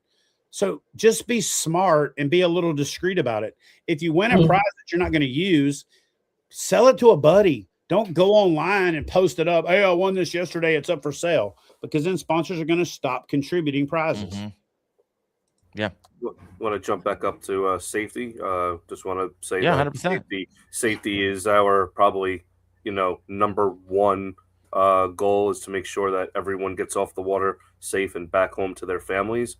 So the number one, it's letter B there, but I'm going to call it the number one, issue we have with the kayak community is wear your PFD. Even, just because you're fishing in an online event and you're by yourself on your, home lake and nobody's around, doesn't mean that something catastrophic can happen. Exactly. 100%. You post up videos or pictures of yourself in our community and you're not wearing your PFD, we are not going to share it. In fact, we're going to delete your post because we're not about that. Yeah. And take a next step further. Don't only just do it for yourself. Be an ambassador for it. Chad was just showing the Nowhere No Share pledge. You can go to nowhereNoShare.com right now, and you can pledge to not only say, hey, I'm going to be wearing my PFD, but I'm going to be an ambassador for encouraging others to do so as well. So if you have never done that before, head over to nowhereNoShare.com. We haven't really pushed it a whole lot. Already got over 100 people signed the pledge. We got companies signing pledges. We have magazines signing pledges. And Chad and I are working behind the scenes to get more and more every single day. And nowhereNoShare.com is actually part of KFAST, Kayak Fishing Advanced Safety Training, which Chad and I are really, really close to having that completed. The basic certification, those courses. We just had a business meeting this morning where in the next week or two, we hope to be testing and going live on this. So I know we've been pushing this. It's not the easiest thing to get courses and a learning management system and a business up and all the protections needed for you and for us. And so that is coming very soon. Chad, any thoughts on that before we continue to wrap up the rules section? Yeah. one of the things that we get beat up on is like, hey man, you should allow 2 motors. Okay. We have real insurance. We run a real business. So when I go to my insurance company and say, can I allow 2 motors? The first question is, does the manufacturer rate the kayak for 2 motors? And I go, no. Then the answer is no. So for those of you that are like, well, my club allows it. Cool. Your club allows it. Fish your club. I can't allow it. I called Mark up and said, dude, what do you think about the 2 motor thing? He shut me up. No, it's not. There's 4 kayaks on the market right now. You could truly put 2 motors on and be safe. Until the kayak companies step up and rate their boats for it, we can't in good faith allow it. So instead of taking your time to text me or making your mouth up to bitch at me about why KBF doesn't allow the rules, text the leadership of your kayak company and say, hey, when are you going to rate your kayak for 2 motors? When are you going to rate your kayak for actual max capacity and performance? When are you going to go to the Coast Guard and get the approval? Until then, I don't want to hear it anymore. Okay. It's crazy that I'm the dude getting the arrows in the back because I was the first one to allow motors. Now we're getting arrows in the back because I won't allow 2 motors. Y'all done lost your damn minds. Okay. I don't see a place in the near future where I allow 2 motors. I really don't. And I might even regret saying what I'm saying because at some point we might have to, or at some point we might, but I don't see it happening until the vast majority of kayak companies change the way that they do their weight capacity ratings and change the way that they certify their kayaks, because it is not safe for the average kayak angler to put 2 motors on their boats, 2 motors, 2 sets of batteries, 2 sets of wiring, and do it without any type of regulation, oversight, or manufacturer's approval. Yeah, got some people here in the comment section say, hey, thanks for explaining that. Never knew that was the reason. Also have a few other people saying some people passing away just this past week or so. I haven't even heard about these. You have one over here saying we just had a young man pass away at Marine Creek here in DFW. Leave your rig at home, not your 19, PFD. Yeah. 19 kayak anglers this year that I know of, from various people texting me or stories that I've gotten or posts that I've gotten from the various state agencies or departments of natural resources that I'm friends with. 19 brings the grand total to 246 people since I started tracking this about 7 years ago. 246 wrecked families, 246 needless tragedies, 246 stories that are no longer being told, 246 stories that ended that day in I didn't wear my PFD, and a photo of it being strapped to the back of the seat of the kayak after the person's body was found bloated and floating 5 days later. It's silly. And at some point, somebody has to take a stand.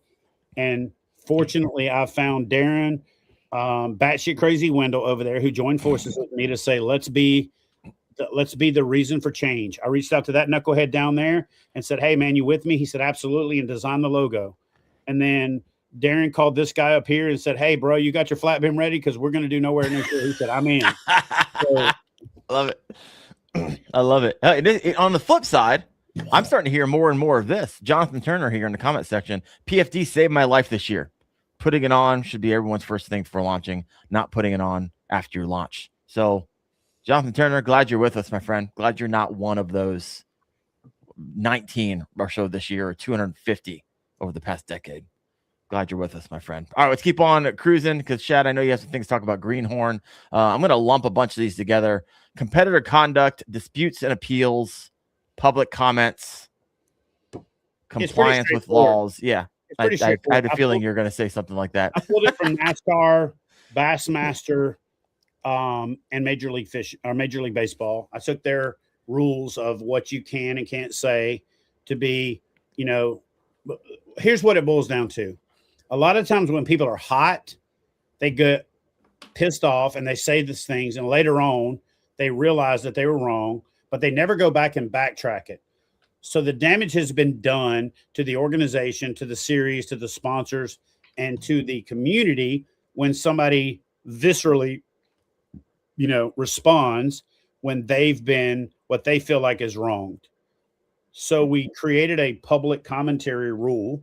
We created a code of conduct, and we created an organizational structure modeled after other world-class organizations that have competitors and competitive infrastructure. I don't know that I can do it any better than that. And to say, if it works for the NFL, Major League Baseball, Bassmaster, Major League Fishing, and I think one PGA, it can't be, you know what I'm saying? Like, they've been doing it 100+ years. I just copied it and smoothed it up a little bit and put it in kayak angler speak, and then put it in Chat GPT and said, put this into a 3rd grade reading level for me. Yeah. All right, Chad, let's flip the script here. We're going to move off of rules here, and we're going to move into what to look forward to here in 2026. You have some new things coming down the pipe when it comes to the KBF Unlimited Challenge, with the new Greenhorn series, with the State Challenge series. And so I just threw a softball your way. Knock it out of the park. So I think that probably collectively, Mark and I have spent 600 or 700 hours developing an overview and a system that works based on positive feedback, negative feedback, and trying to create the best possible balance. When you go to Fishing Chaos, the Catch 22 that you see there actually ends tomorrow, and I'll be picking the prizes for that. And then you'll see the Torquedo Top 10, the state challenges, and you'll move down from there. Everything is organized, very clean, by going to Trail Club on the left-hand side of Fishing Chaos and going to Kayak Bass Fishing. Once you go to that, we have a state challenge series. We have a state angler of the year and a regional angler of the year for every state and every region built out underneath that. It is very straightforward. It is very simple. One of the number one questions that I'm getting, Daren, if you'll scroll back up a little bit and demonstrate this for me, is You're going to see a button that says, right below that says angler roster. Hey, man, how many people are signed up in my state? If you click on that angler roster and you click on view leaderboard and you select your state, it'll sort by the number of people in your state and show who you're competing against. The biggest thing that I hear is, man, I'm thinking about signing up, but I haven't seen anybody else signing up for my state. And I'm like, yeah, and I got 8 other people calling me saying the same thing.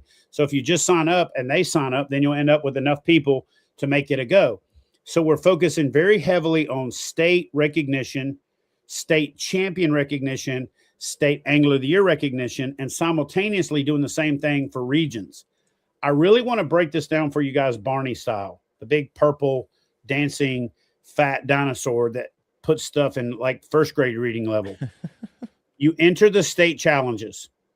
The regional part takes care of itself unless you want to compete in the big bass, in which case you buy the $10 KFAS Big Bass. KFAS is sponsoring the Big Bass for KBF this year. It's $10. It's a 50-50 payout versus holdback to build the KFAS Big Bass for the championships. It's optional. If you don't want to compete in it, don't. If you do, throw your $10 in there. It's pretty well laid out in the description box. This is the difference between the rules and the event-specific description. Everything starts with the state challenges.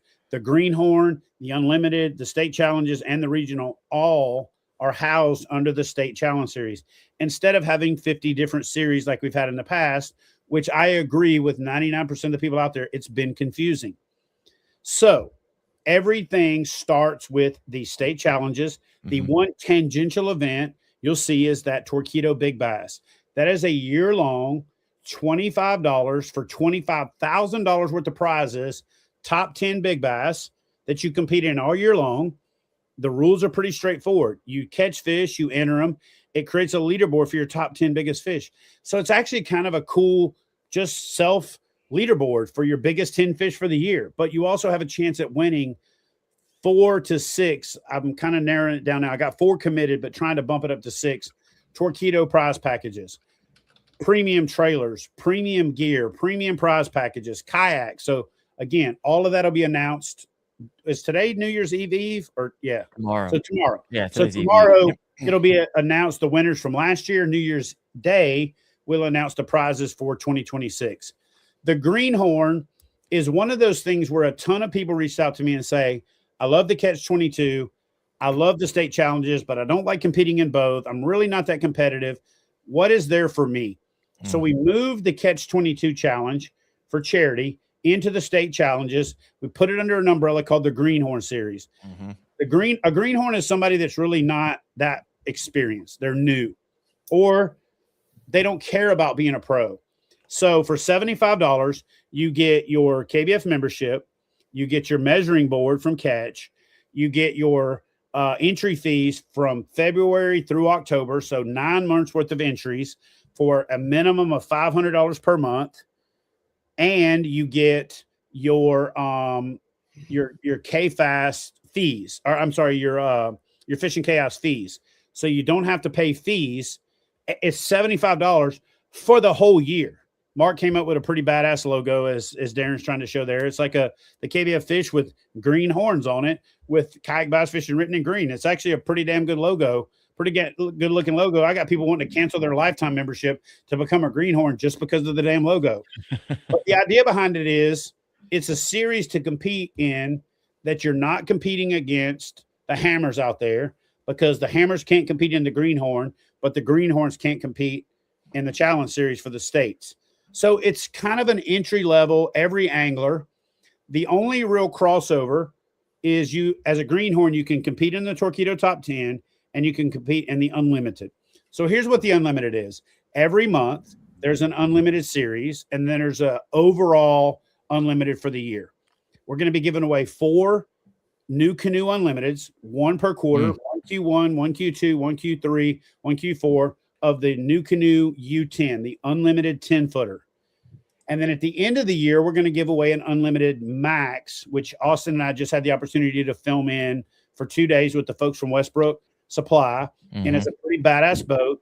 But we're going to give away an Unlimited Max, maxed out with rigging, motors, graphs, yak attack, and all that stuff for the anglers that exceed the threshold of the maximum number of fish that we set. And then there'll be somebody that wins the trophy for the person that took it to the max, which means they competed with Marty Hughes, who always catches more fish than anybody I know. They caught the most fish for the year, and they maxed out. That is a tournament where you don't have to break it up by region. You don't have to break it up by state, because it's not based on how big a fish you can catch. It's based on how many fish you can catch. So that's the greenhorn. The Unlimited and the Torpedo Top 10 are eligible for everybody. And then the state challenges lead to State Angler of the Year, State Champion, Regional Angler of the Year, Regional Champion, which then ultimately leads to the Challenge Series National Championship, which leads to the National Championship and the KBF the 10. So we pretty well got it laid out. If you go to kayakbassfishing.com and you click on any of the banners that Mark made look amazing, it takes you to a series overview. Under the series overview, we're going to be populating that with additional videos that further explain it based on your feedback. But so far, I think we've done a really good job of writing it out pretty simply, pretty straightforward, so that there's multiple ways that you can compete, multiple ways that you can win. But we've kind of separated the elite anglers from the everyday anglers who just want to fish for fun. Yeah. So in order to be a greenhorn, what's your hard and fast rules there? You just join as a greenhorn member. You can cross over from a previous KBF member for this year, from any other membership, and you just join as a greenhorn member. But you can't be a greenhorn member and another level. If you're a greenhorn, you're competing in the greenhorn series. And if you're not a greenhorn, you compete in the other series. If somewhere along the way you decide, man, I've done really well as a greenhorn, I'm ready to move on and move up to the other series, you can. You just have to upgrade your membership. Then you're no longer eligible to fish in the greenhorn, and you can now fish in the challenge series. So technically, you can fish in greenhorn year after year after year. 100%. If you wanted to. You're an average angler. But what I will tell you is this: Mark and I have decided that if somebody decides to be a greenhorn, but they're just a hammer, we're going to call you and go, listen, dude, get out. Sorry. You can't just win greenhorn every year. You can't be that dude that's actually got like a handicap in golf, but you go play at the white peg or whatever the short peg is all the time. We're going to boot you out. Got it. You're going to graduate people. Yes. I like it. Someone's got a question over here. When do the trails come back? Golly, John, Mark, I'll let you answer that one. I have kept Mark. What's the word I'm looking for? Silent. I have gagged him on this. Mark, go ahead. Tell him, when are we bringing the trails back? Stay tuned. No, tell them what I told you. You ain't got to be. I'm giving you permission. Lay it out there. When are we bringing the trails back? The goal, if I'm not mistaken, is 2027, if not 2028. No, we're bringing them back spring 2027 throughout the course of the year. So take that shit to the bank. You're welcome. It is. It's been my pet project to bring that back with the reintroduction of the regionals. So when the trail comes back, it is going to be regional. 100%. So we're building the regions this year to set the table for bringing the regions back in the trail series back in 2027. All right. Let's land this plane, Chad, Mark, Seth. I got some questions from the audience I promised I was going to ask, and so let's rip through these. First off, thank you, Stinky River Tom, throwing a couple bucks my way. Appreciate you. Melvin Marriott early on said, is there a schedule for 2026 out yet? A schedule as far as kayakbassfishing.com. Go check that out. Go to kayakbassfishing.com, click on any of the banners. It takes you to the series overview. And if you go to Fishing Chaos and click on tournaments, they're all laid out in order. Yep. This one you kind of covered, but just to make it uber clear for people, Pyro said, what KBF tournaments are starting on the 1st? The State Challenge Series, the Unlimited, the Greenhorn kicks off February 1st. There you go. I like it. This is an interesting comment. Some people are new to KBF. I like it. Will KBF ever branch into New England? I'm glad that you brought that one back up because I had that marked in my brain earlier. So will KBF ever branch? Yeah, exactly. KBF is everywhere. KBF should be in every single state, region that you're in. I'm curious to know where in New England you are. So if you're on the New England Northeast border, you could definitely reach out to me personally. If you're further into New England, I'm going to refer you to reach out to Jesse Hazen, who is he's our first named regional rep, and he is the rep for the New England region. There you go. Good dude. I fished with him down in Gunnersville just a few months ago. I like it. Steven Sturgeon's got a question here. Is the plan for the regionals to be live events? For 2026, they will be virtual 3-day events, Friday and Saturday, cutting to the top 10 for a Sunday regional the 10 championship. And in 2027, they will be live events. Let's re-clarify that. The regional championships are going to be virtual 3 days. The regionals are just like the state challenge. While you're fishing the state challenge throughout the month, you're fishing the regional. So that's happening, and you're accumulating points. Yeah, your state entry is feeding into the regional standings, so they're live all throughout the year. Exactly. Like Mark said, the regional championship in October. October is going to be championship month, kind of like baseball. It's the October championship month, the playoffs. There'll be regional championships, which we have laid out on the website. We have laid out based on the dates for your region. Those will be 3-day virtuals in 2026. And we will be visiting the tourism shows and getting back in the mix of things like we were with KBF before for having live regionals, which were part of the live trail series for 2027. So, yes, stay tuned. But it's a good question. I like it. Is there a listing of KBF representatives so Chad's phone doesn't go off every 5 Not yet, but it's coming. So our list of representatives right now is that gentleman right there. Yeah. Go to our website, and we have a staff link. We'll be populating out that staff link over the next 3 to 5 days with the people that are there now. And then as people get added, like Mr. Jesse Hazen, Mark will add them with a little pretty cool, baseball card looking stats layout page or whatever with all of their contact info. So there will be.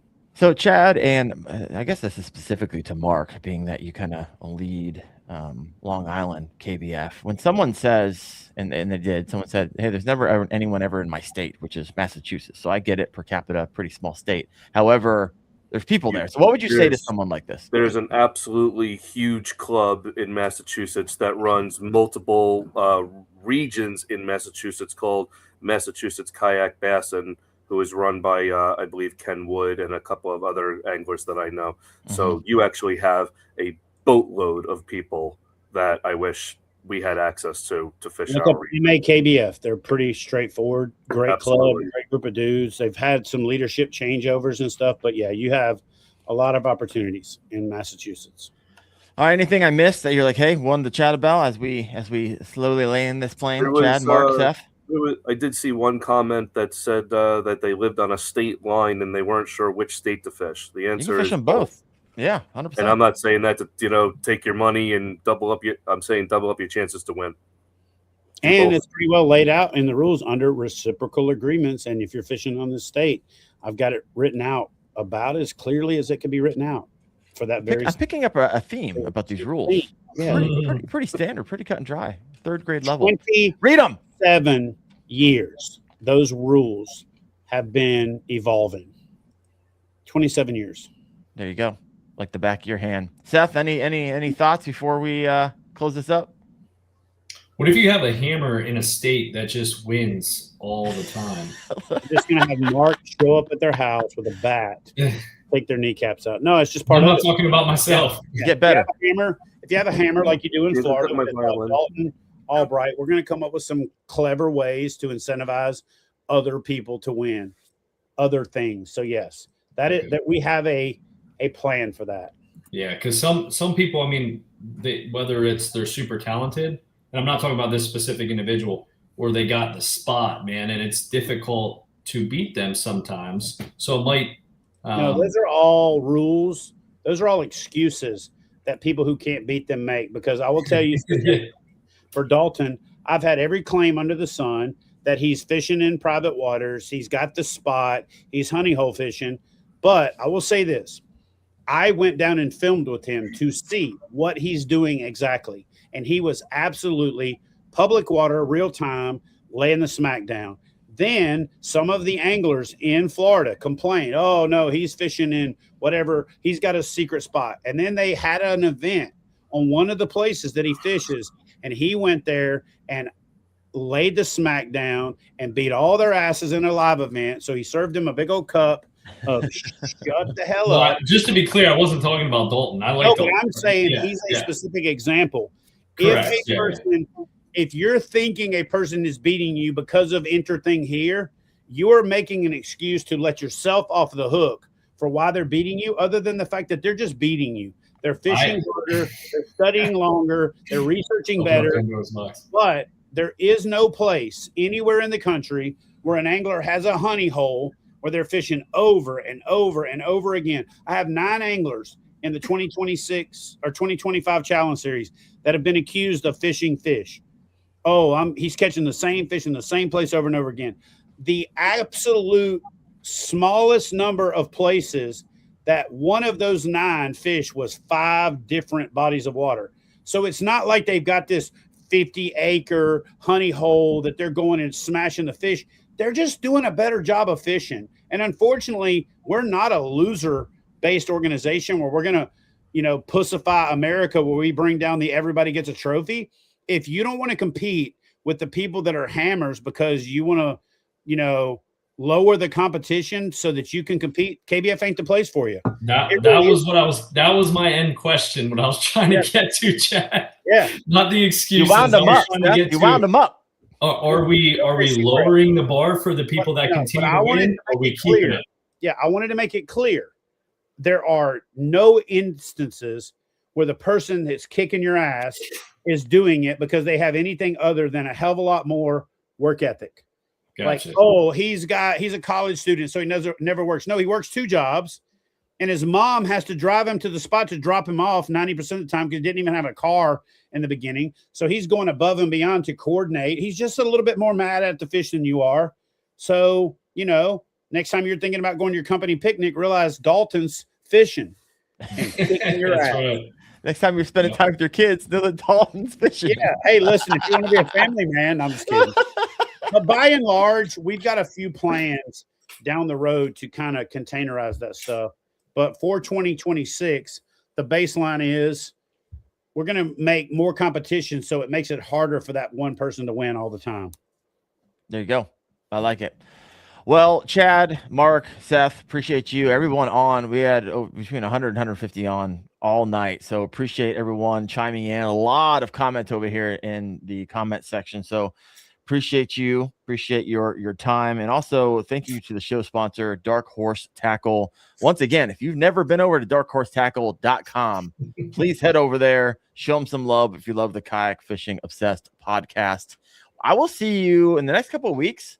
I have Creek Fishing Ventures on. I got a few other anglers on. It's going to be a good one. And so until then, we will see you in the comment section. See you in our videos. Appreciate you. You guys have a good one. Thanks, Chad. Thanks. Happy New Year, y'all. That's right. See you in 2026.